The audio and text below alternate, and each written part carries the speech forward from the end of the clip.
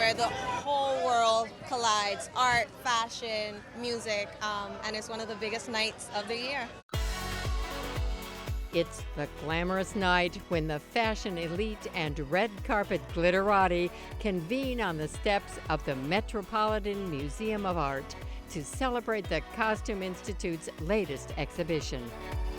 I think it actually takes a couple Super Bowl rings to get you an invite to a place like this. You see these beautiful gowns that you normally wouldn't get to see, and the work and the detail and the creativity that goes into it. I think it just celebrates all of that together. It's all about how you feel inside. The best dress is the person that feels the happiest about their look. For 2017, the spotlight was on Rei Kawakubo, designer of the Comme des Garcons label and her avant-garde fashions. She's just an incredible artist with such a unique vision, and I think it's just, she represents possibility, and that's just such an amazing thing. I love Rei because she's exquisite in her vision of perseverance and her point of view. We're going to celebrate tonight. She's an artist and very imaginative, ahead of her time.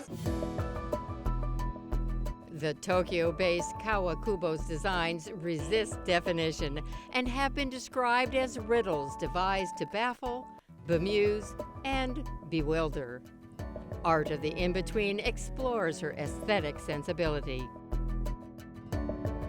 The Art of the In-Between references what I always felt is where her work both emerges and occupies, which is the space between entities or boundaries. I think what she attempts to do is try to resolve these boundaries and create something new from them. So the show's separated into 9 binary oppositions that she resolves and dissolves. The one behind is probably the most obvious, which is it's called object-subject, and it looks at how she blurs the boundaries between the body and dress and between object and subject. And that's something she's done throughout the whole career. One of the sections that's again quite powerful is one called self-other. Fashion by its very nature is dichotomous. It separates me from you, it separates two people.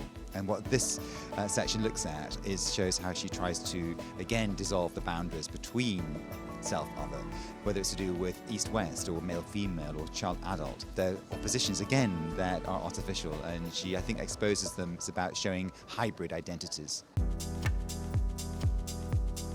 It's really exhilarating to see Rei's work assembled in this way and to realize how astonishingly innovative she's been. I mean, I think particularly looking at the pieces from 82, 83, I mean, the very first pieces, they are as astonishingly modern and appropriate for contemporary life as they were then.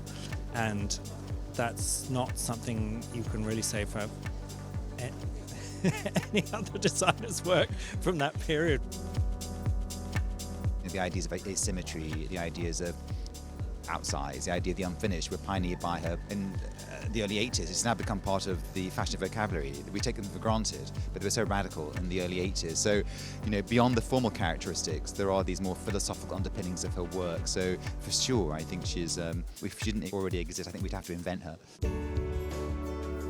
This is the first exhibition dedicated to a living designer since Saint Laurent in '83, who, of course, in his own way, defined and redefined what fashion could represent through the decades.